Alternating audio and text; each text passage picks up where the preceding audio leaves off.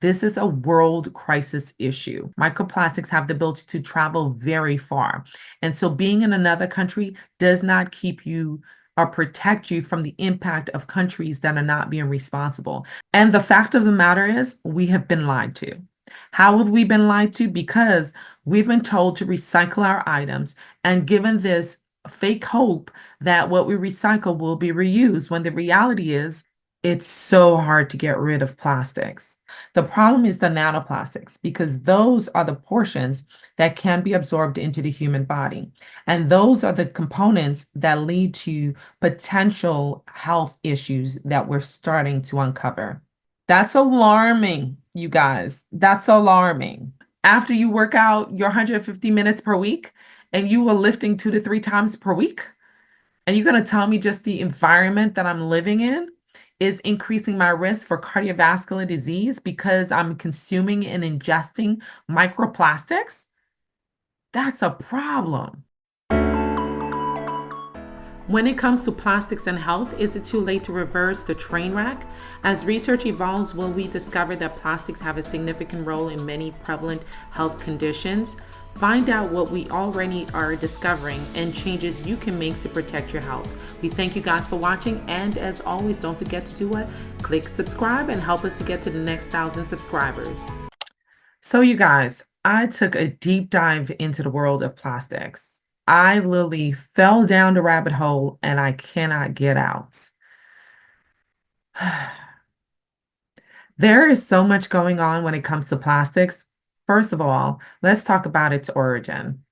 So plastics have been around for a very long time. And as a matter of fact, one of the main components of plastic, polyethylene, was founded all the way back in 1930s by a young man named by Carl Marvel. So Carl Marvel was an American chemist at the time and worked at, guess which company? DuPont. And he discovered initially the high density material that we now call polyethylene.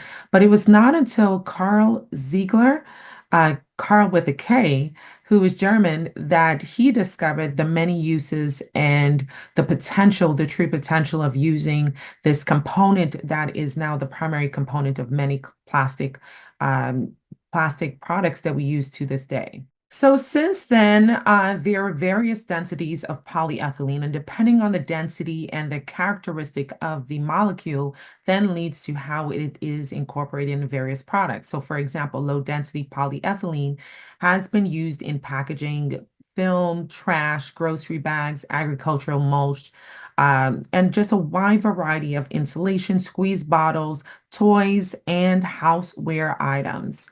So the higher density polyethylene you will find used in other household items, such as household cleaners, blow molded bottles for milk, agricultural mulch as well, appliance housing, and toys. And the ultra high molecular weight polyethylene can be used as yarn, which can be incorporated into products such as bulletproof vests. Ethylene copolymers are used in packaging films, adhesive, toys, tubings, gaskets, wire coating, drum liners, and carpet backing. And then others are used in automotive parts, in footwear, surface coatings, and again, in carpet backings. So you can pretty much see that we use these synthetic materials that result in plastic items in just about every aspect of our lives. So let's dive deeper, for example, into, the plastic straw. And I'm not just drawing straws. I literally think that this is probably one of the best examples of how much having plastic impacts our lives.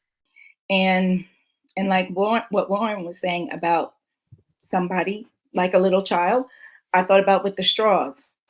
What are you talking about? Like, why are you making a big deal about straws? So why is making the switch from something like this to something like this such a big deal? Let's talk about it. Take just a single day of using plastic straws in the United States. You're talking about over 500 million straws are used every day in just the United States alone. And we're single-use straws, according to the National Geographic Society as of 2019. And that's really the time period before there was a big push to use other options. Of the 500 million that are single-use straws in just the United States alone, of those, 8.3 million plastic straws are polluting the world's beaches. Why is this? Because plastic straws, if you think about it, they're so quick to be disposable. People don't usually go through the trouble of putting them in the garbage. They just kind of dump them wherever they are. And so, unfortunately, plastic straws end up in our beaches, in our parks, and on our streets. And their breakdown is what leads to these microplastics that are likely to be around for more than 200 million years. That's right. The portion of the 500 million of these plastic straws that are being dropped on our beaches, parks, and in our streets on a daily basis, just in the United States alone, are leading to millions and millions of microplastics, then leads to just countless nanoplastics. So what is the difference between microplastics and nanoplastics? Well, microplastics are the small portions of plastic material. They're usually counted to be less than 5 millimeters, whereas nanoplastics are microscopic. And so just 1 gram of a microplastic leads to billions of nanoplastics. The problem is the nanoplastics, because those are the portions that can be absorbed into the human body. And those are the components that lead to potential health issues that we're starting to uncover. And it's quite ironic because initially the plastic straws were invented to decrease, guess what? Cavities. Because drinking sugary and acidic drink with the straw allows it to go directly from the lips all the way back to the back of the throat, bypassing the teeth. And so minimizing the impact of these acidic and sugary drinks on our teeth. Unfortunately, we didn't think far enough as to the potential impact of these plastic items on other aspects of our health or on our environment.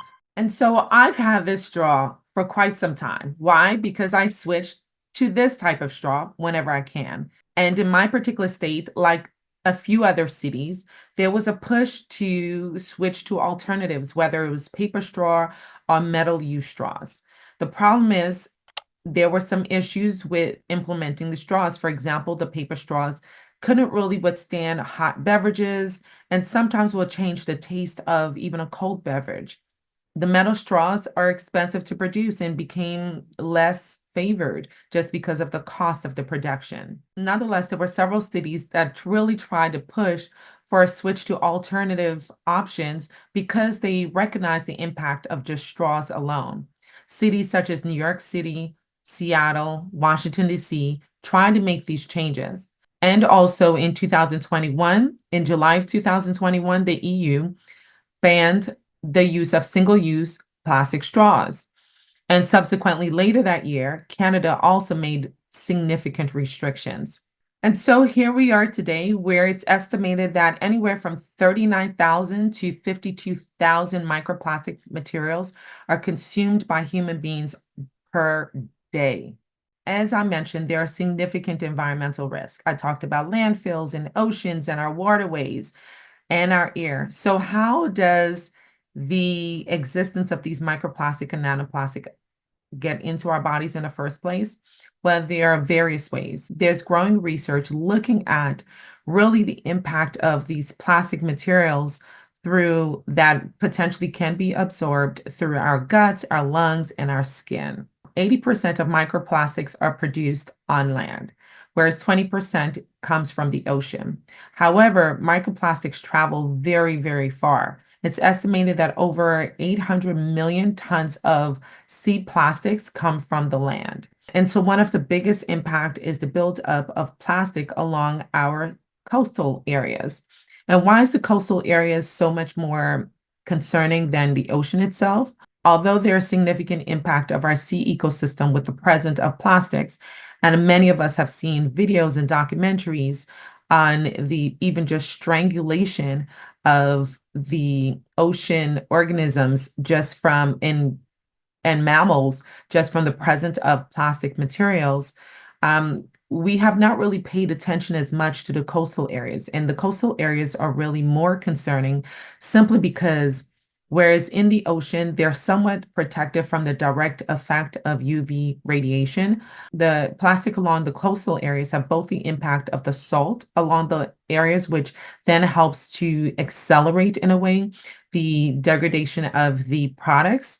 And then also you have the presence of UV light, or the exposure to UV light radiation, which then first further amplifies the breakdown of these plastic materials into millions and millions of microplastics. There is no doubt that there is direct impact of the presence of microplastics into our food chain.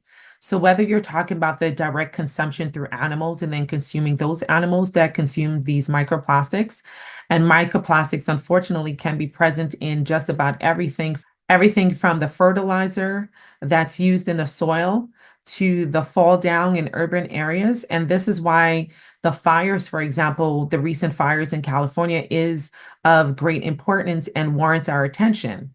Because whereas some media outlets have been considering and calling those fires wildfires, I beg to correct them by saying they're not at all wildfires. They should be categorized as either community, city, or urban fires. And the reason why that's important is if you think about our households, the far majority of items in our homes are plastics. Most people do not purchase the natural natural materials for our clothing. As a matter of fact, fast fashion became such a thriving industry that a lot of developed countries then sent off their excess clothing to developing countries. And now those developing countries are now being impacted by the environmental risk associated with fast fashion. How is that? For example, Ghana has reported that 40% of the clothing that they receive from developed countries or larger industrial countries are just not usable. And because they're defective, they end up in landfills. And those landfills are creating the same problems that we have in more developed countries. So when you look at the fires that recently happened in in the state of California, you can see how those fires are really potentially very toxic. More than a month after the Eden and Palisades wildfires, federal cleanup workers have started clearing ash and debris from some of the homes and schools in the areas. Typically, after wildfires, the Army Corps of Engineers hires cleanup workers to oversee the removal of toxic wildfire ash and rubble. Then workers remove 3 to 6 inches of topsoil, and then they test the property to ensure that the remaining soil doesn't have toxic chemicals in excess of federal and state limits. Federal disaster agencies followed this methodology in the 2018 Camp Fire, which destroyed the town of Paradise in Northern California. They followed it in the aftermath of the 2023 wildfires in Maui, and they even did it in a smaller mountain fire that happened this past November in Ventura County. But unlike past wildfire cleanups, the U.S. Army Corps of Engineers won't be conducting soil sampling to confirm properties meet California's health standards. They will simply be removing 6 inches of topsoil, which they say is sufficient to remove contamination. But previous testing has shown that's not the case. After the 2018 Camp Fire, testing found that a third of cleaned properties still had hazardous contamination. Crews had to return to remove more soil for more than 4,000 properties, including homes and schools. Ultimately, the decision leaves residents in the dark about whether their properties could still be contaminated. As it currently stands, it will likely put the onus on homeowners, businesses, and schools to pay for their own testing, and potentially to hire contractors to remove even more contaminated soil. The Army Corps officials say their hands are tied. They're abiding by federal directives that do not include soil testing and additional soil removal. Some LA County officials appear to be surprised by the decision. They're hoping to discuss whether or not this is an appropriate course of action moving forward.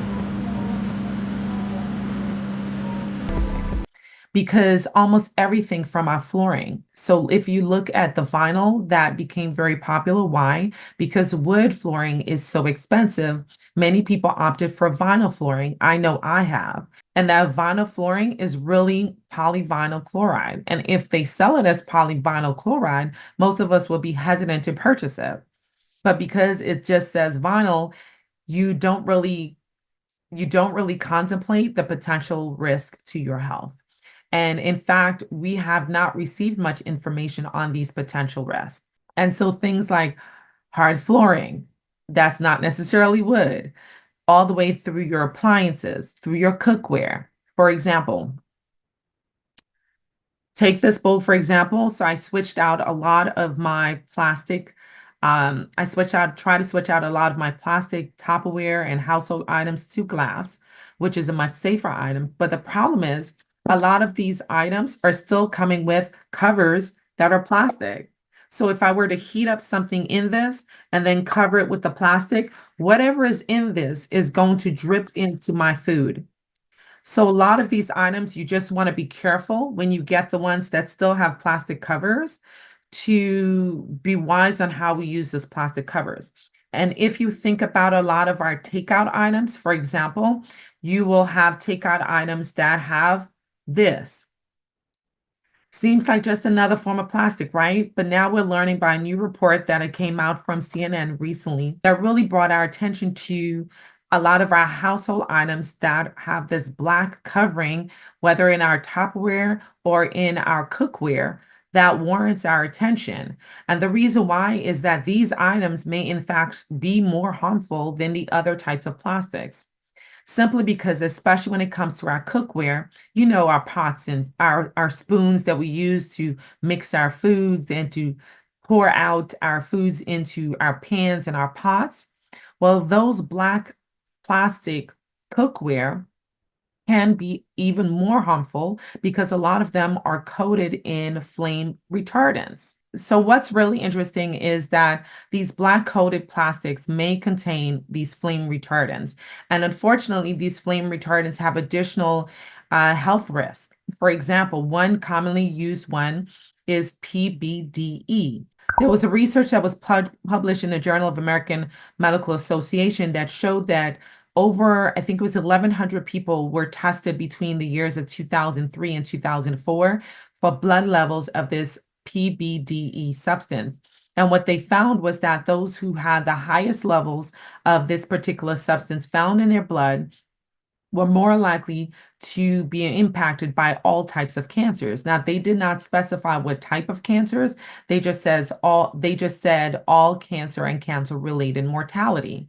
And so there is documented risk, a cancer risk associated with these particular coatings that are flame retardants. And it got to the point where certain states now actually have restrictions when it comes to the use of flame retardants. Certain restaurants are turning to alternatives such as paper takeout containers to be more environmentally conscious, environmentally responsible. The problem is some of these containers, some are coated with wax, but some are coated with a thin film of plastic. So if you kind of look inside of the brown containers or the white containers that sometimes our Chinese food come in, and you'll see this special coating. That special coating may in fact be plastic. And the problem is that you cannot separate the two. And so oftentimes these items cannot be recycled. If you're in your car and you're listening to this, just kind of think about the items in your car, from the steering wheel to the seating to everything about your car is plastic, right? Or some element of plastic. From the tires also. And now if you're in your home, think about the items in your home and how many items, even just in the room that you're sitting in right now, or standing in, or listening, wherever you are, how many items as you look around are plastic in origin. So now I bring you back to the California fires and think about these homes being caught on fire and everything in their home being burned by the fire. And what happens as a result is a lot of these plastic items are now released into the atmosphere. And as a result of that, eventually what goes up does what? Come down. And so a lot of times these items are being, these chemicals are not only floating and in the air and carried by the wind to even other communities, but they're also being carried out to the ocean and settling into our sea and our waterways, which then leads to further contamination. Then, especially when it rains, those chemicals are now part of the fallout that lands on the soil. And think of California being one of those states that produce a significant portion of our foods.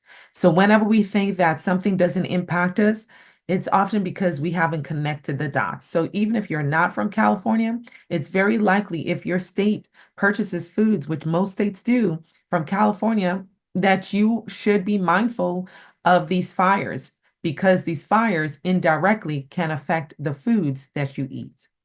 And so it's so important that we all pay attention and take nothing for granted. And so our food chain, whether from direct consumption of animals, of food products that are contaminated with these plastics or microplastics, we also have, I also mentioned the leaching of plastic packaging into our foods potentially. And there has been studies that have already shown and proven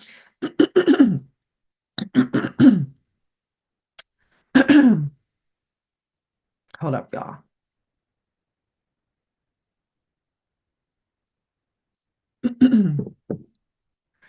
And many of our food products have already been shown to be proven to be contaminated with microplastics, whether it's from our honey to beer to shrimp to fish to sugar and salt. And remember, I already mentioned that salt helps to accelerate the breakdown of plastics. So let's pay special attention to one particular food item that has garnered lots of attention, the water bottle. Why do we avoid bottled water? The water isn't the problem. It's the bottle. And we're beginning to realize that these bottled waters, I mean, come on, like I carry around bottled water all the time with me. All right. You're supposed to stay hydrated, right? Right. Okay. Any vacation you go to, you're getting a bottle of water in your hotel room. Turns out that now we realize that the bottled water, the bottles of plastic bottles are shedding microplastics into the water. So while we don't taste it, we're actually pouring plastic into our bodies. All right, little tiny particles, plastic particles. And you know how much plastic we are ingesting on average every week? No. A credit card's worth of plastic. Really? Every week we're ingesting it. Now, listen, we've known this for some years, but and I used to be asked this all the time. You know, what's the consequence of the plastic? And I used to, I mean, just only a few years ago say, we don't really know. It seems like it's probably okay. Our body must get rid of it somehow. Now we know just in the last 24 months that microplastics are detectable in the human body and they're associated with badness. It was a study. Or just water in general. So while lots of attention has been paid to the water bottle, and I'll get to why that's still very much important, it's important for us to know that studies have already shown that all forms of water are contaminated by microplastics. Sorry to tell y'all, but the tap water, the spring water are contaminated also by microplastics, just to a lesser degree than water bottles. So as I mentioned, it's estimated that about 39,000 to 52,000 plastic particles are considered to be consumed on a daily basis by the average human being. Now, this is amplified by certain types of products, which then exponentially increase the amount of microplastics that we may be potentially exposed to. And one of those items is the water bottle. For those who only ingest water bottles, it is estimated that an additional 90,000 microplastics are being consumed on a daily basis, whereas those who consume primarily tap water, that number is closer to 4,000 extra particles on a daily basis. There was a study in 2024 that showed that tiny fragments of up to or greater than 240,000 are consumed per liter of a water bottle. So that particular item warrants very close attention because just how much it amplifies the amount of microplastics that we may be consuming. And there's already been a study that has proven the presence of microplastics in the stools of humans. And so we know that for sure that we are consuming microplastics. The question remains, how does it impact our health? And one of the things I want us to think about is gut health, because we've been talking about the importance of our gut health and how much it is so much the foundation of our health, whether even including the maternal health that then leads to infant health. So gut health is very important. And the question remains, How much does the presence of microplastic affect the fact that we may be infected with parasites, for example? Do they alter our microbiome? And that microbiome then determines our overall health, whether or not our membranes are, whether or not the barrier of the gut becomes more leaky, more poorly regulated, because as I mentioned, nanoplastics, which are the breakdown for microplastics, have the ability to permeate through membranes.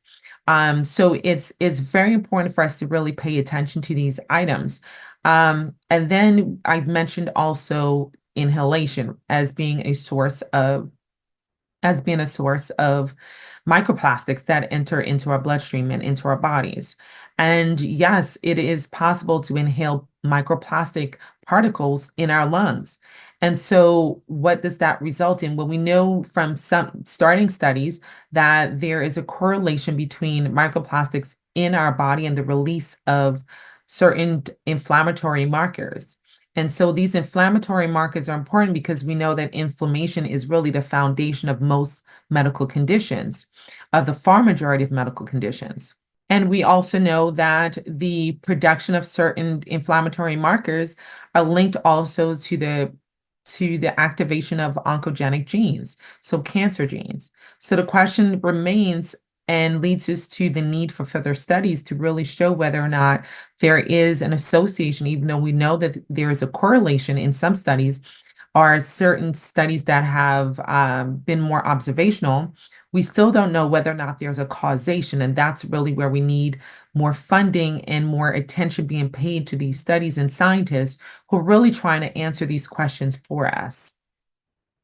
So again, we have lung inhalation of microplastics, either from aerosols that are in the air, our ocean waves, airborne fertilizer particles, or atmospheric fallouts from urban environments. Many believe that the barrier that the skin produces is protective against the permeability of these nanoplastics and definitely for microplastics as well. However, there are hair follicles, there are sweat glands, and there are wounds that may make the permeation of these nanoplastics more feasible. And so sometimes we don't think about our health and beauty products because we just think about the liquid form and we don't really think about one, the container that they come into, or the fact that there may be actual nanoplastics in body and facial scrubs that are used for the skin.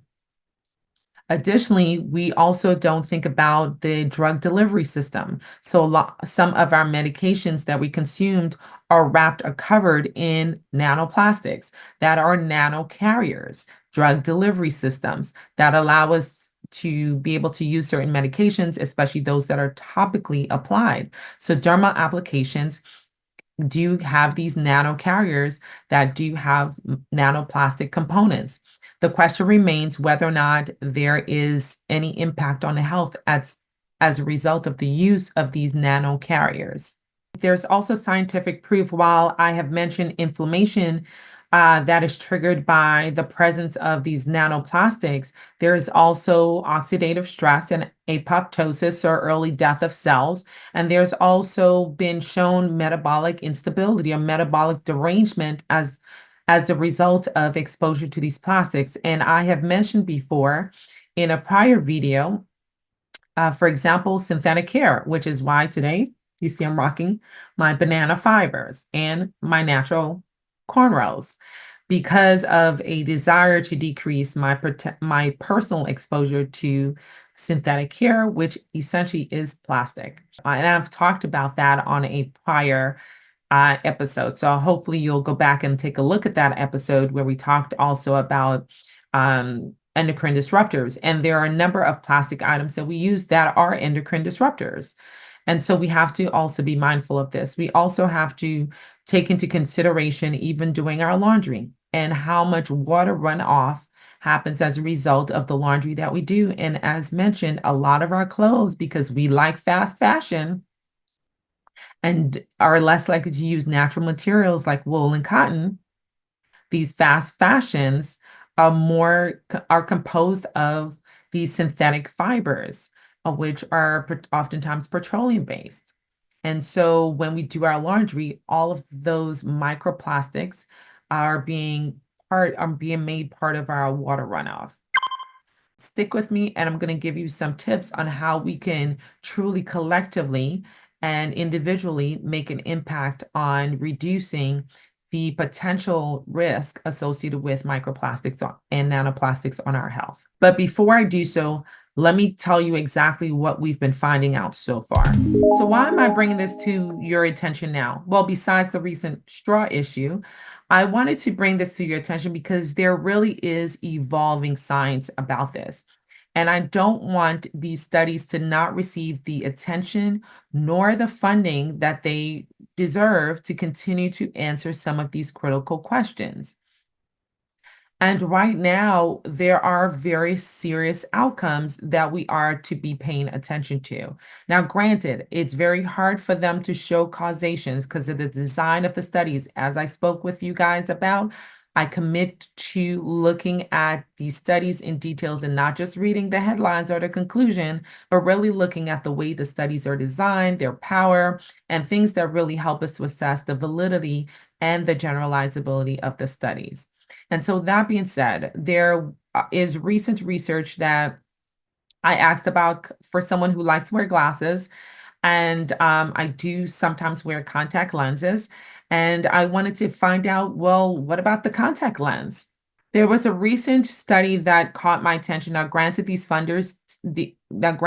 researchers did disclose that they did receive funding from different organizations in China, but I thought that the study at least is worthy of investigating further. And they looked at contact lenses and they found that without sunlight exposure, there was no evidence of microplastics. And they found that there was increased amount of microplastics released from the contact lenses when exposed to 90 days of sunlight. And so they concluded that on average, greater than 90,000 microplastics could be released from contact lens on a daily basis. So now the question is whether or not this can be consistently seen. And they looked at 6 different brands of contact lens, just so you know. It wasn't just a single contact lens manufacturer. They looked at a variety of contact lenses and found this outcome. But now we need to know whether or not these microplastics can be absorbed through the eye. Now we know that there are mucous membranes that surround our eyes,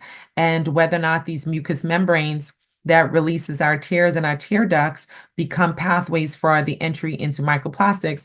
And not only how does that affect our vision, but whether or not there is an impact on our health as a whole because of the potential absorption of microplastics through the eyes, which is why we give medications in the eyes, so that through the eyes and then becoming part of our bloodstreams, because these are more likely nanoplastic materials the microplastics are broken down to potentially into nanoplastics. And especially if they're seeing that there is a release of microplastic as a result of exposure to sunlight, we know that sunlight can then further cause biological degradation of these microplastics potentially into nanoplastics.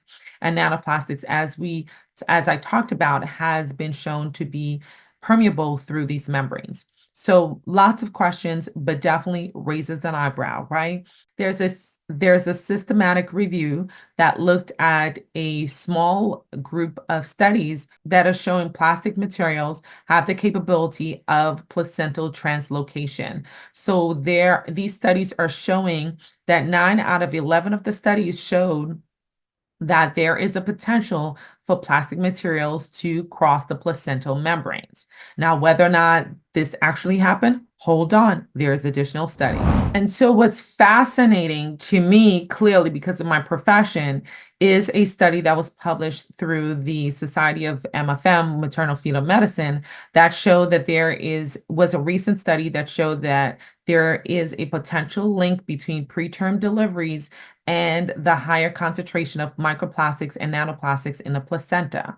So they looked at preterm deliveries and full-term deliveries and found that the pregnancies that were affected by preterm birth had a higher concentration of micro and nanoplastics in the placenta, and they started to also have the presence of these particles at an earlier onset during the pregnancy. So the question remains, is there causation between the presence of these micro and nanoplastic particles in the placenta to the endpoint or outcome of preterm births? And we know that about 10% of births in the United States are affected by a preterm delivery.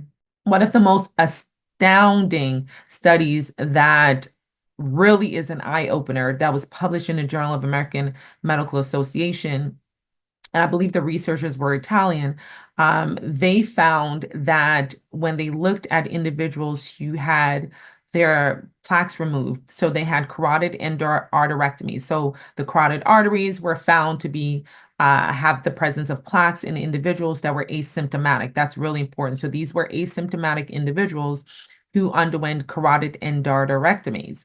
And when they removed the plaques, they then tested the plaques for the presence of microplastic materials. And they found that when they looked at a 34-month time frame, that individuals who had a higher percentage of microplastic material in their plaques, in the clots, they found that they were at an increased risk for heart attacks, strokes, and even death. And the percentage was up to 3 times the amount, which is really important because that's a significant increase in the association between the presence of microplastics in their clots and the adverse outcomes of heart attacks, strokes, and death. There's a potential that the presence of microplastics in the body can be akin to the risk of smoking and high cholesterol or air pollution when it comes to cardiovascular health. That's alarming, you guys. That's alarming. So now what can we do? Well, one, we can push our representatives and our politicians to pay attention to this issue. So making sure that companies are held accountable for their use of plastics. And who does plastics benefit? So the fossil fuel industry is the industry that benefits the most when it comes to the production of plastics. So whether it's a combination of natural gas as well as oil, crude oil.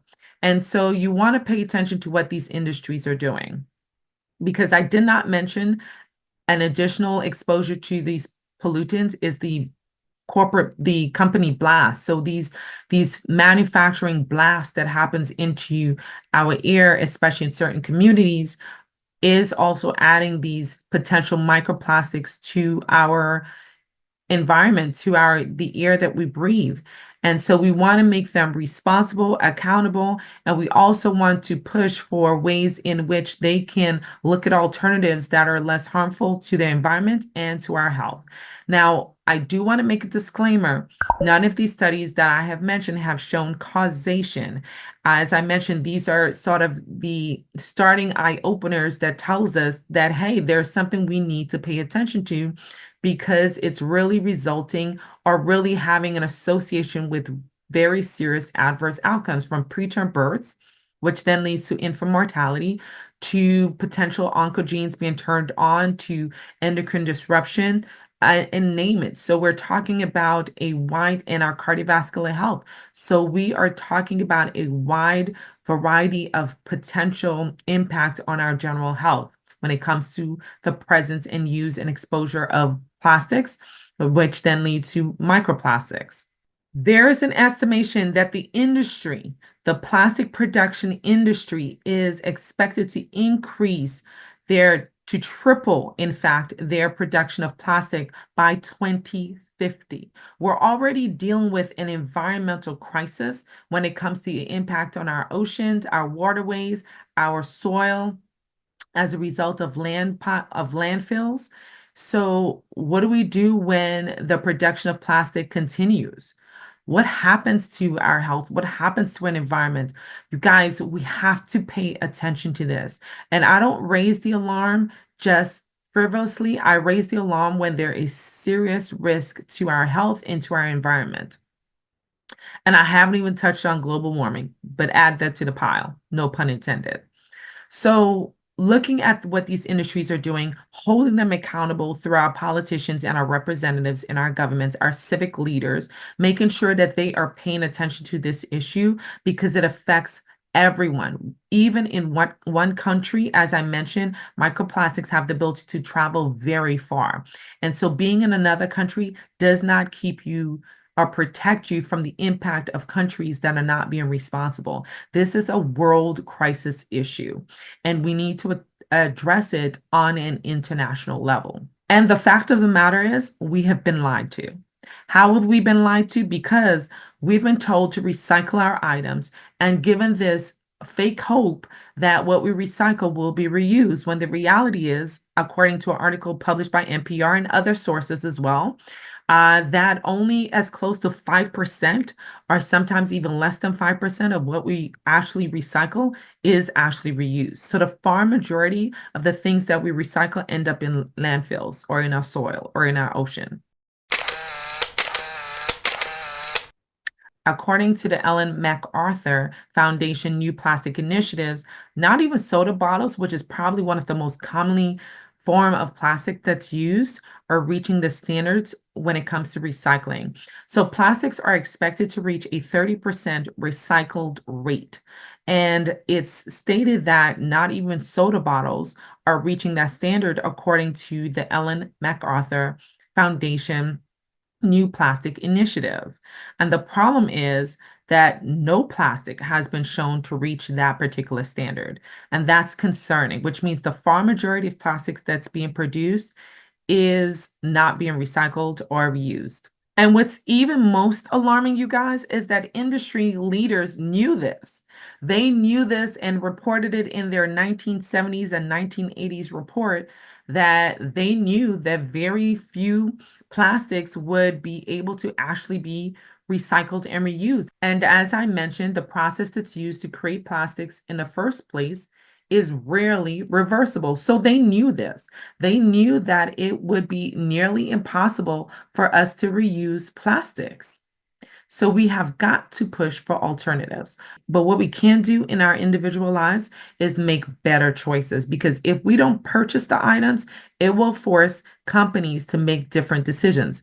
They only respond to our dollars.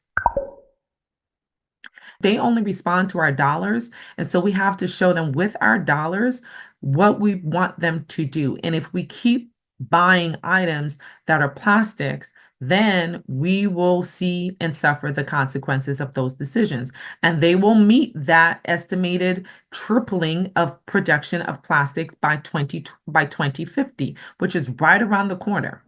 So we have to make better choices. So even though there is a mandate to resume the use of plastic straws, maybe we may want to be inconvenienced by using and requesting paper straws still, or maybe traveling with our own metal straw, so that we can reduce the consumption of these items. And if we don't consume them, this is demand and supply, you guys, basic economics. If we don't demand the products, they won't supply it because it doesn't meet their bottom line. And all they care about is profitability. The reason why plastic's being produced is because it's cheaper to produce and it hits their bottom line. It basically increases their profitability. So if we hit that bottom line with the things that we desire because we prioritize our health and we want our environment to be safe, then ultimately they will change what they produce. So requesting stainless steel items, so switching out our non-stick pans that are coated in flame retardants that are affecting our health, to and a variety of our health, for those who are out there with autoimmune diseases and endocrine conditions like thyroid disease. I'm talking to y'all too, not just those who are affected by cancer, but especially those affected by cancer. You want to make better decisions. You want to change out your Tupperware. You want to, and start gradually. You don't have to do everything in just, one sitting. I don't want to overwhelm you emotionally nor financially, but gradually make these decisions. So the things that you use often, you want to start with those items. So if you use containers often to put your food in, you want to start off with those items. And perhaps when you go out to a restaurant and you are taking home leftovers, perhaps we no longer shame people for bringing their own containers. But if you are the type of person that's more likely to take home leftovers, you may want to show up to that restaurant with your own container, because ultimately what they're putting your food in, especially if the food is hot, it's going to activate the breakdown of the plastic material that's either coating the paper container or the actual black plastic containers. It activates the plastic and breaks it down and causes it to be more likely to leach into your food. And so what I would recommend is, as soon as you get home, take the stuff out of that plastic and put it into a safer container. But better yet, either order so that you can eat all of your food at the restaurant, or if you're going to take food home, show up with your own health conscious and safe containers. We won't shade y'all because we understand. And take your food home in a safer container, or at minimum, when you get home, switch your food out of those containers because they are potentially harming your health. Switching over items in our homes, looking at even switching our clothing and switching to natural clothing rather than synthetic clothing, right? So looking at what our clothing is made out of and choosing better, healthier options. It may be more expensive, but we are over consuming clothes anyway. So there are simple ways that we can commit to decreasing single-use items. And I challenge the healthcare system to do this as well. We went through the pandemic, and we don't quite know what the impact of all those PPE items, so the protective clothing that we wear that is primarily made out of plastic, we don't really know what impact the pandemic had on our environment or on our direct health, because we use so much of those materials for safety reasons. But looking at inventing or funding the invention of PPE that's not made out of plastic, that's made out of some material that is safe for our environment and safe for our health.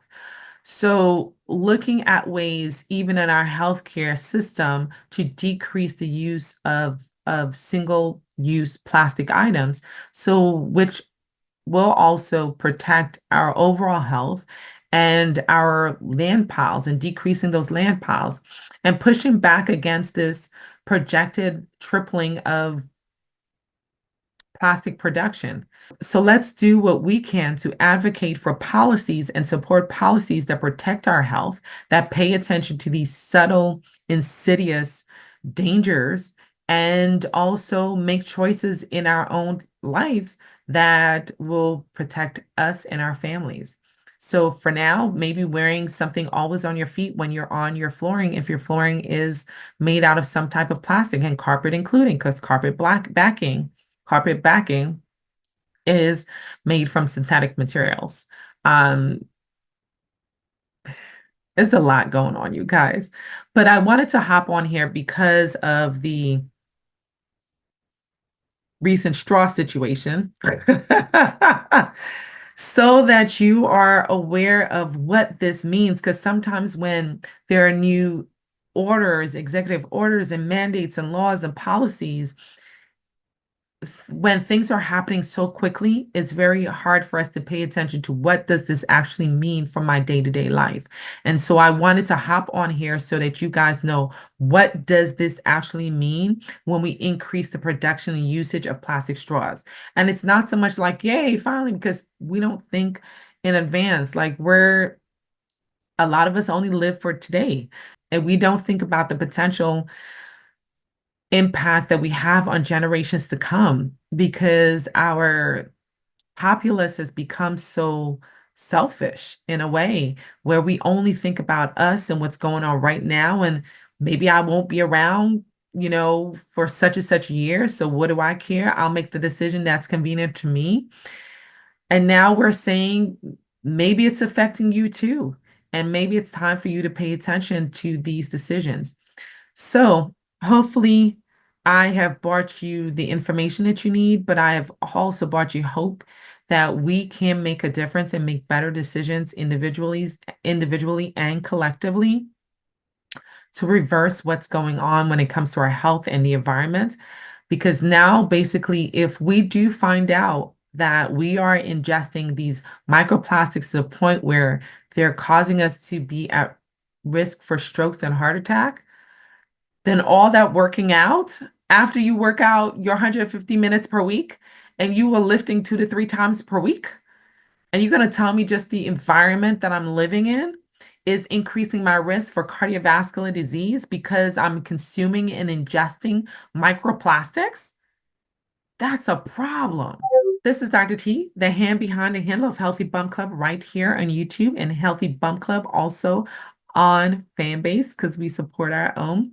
And don't forget to check us out on IG at healthybump.club. We thank you for joining us.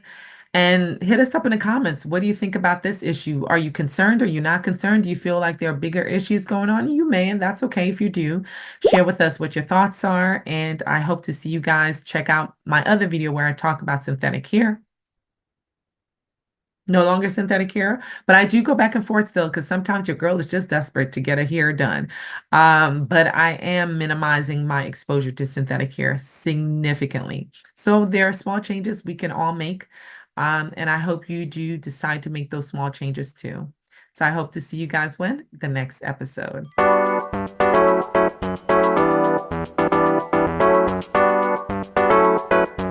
This is Dr. T, just a friendly reminder. Don't forget to comment, like, and share. And go ahead, why not? Click that subscribe button. Help us to get to the next 1,000 subscribers. We thank you guys for supporting.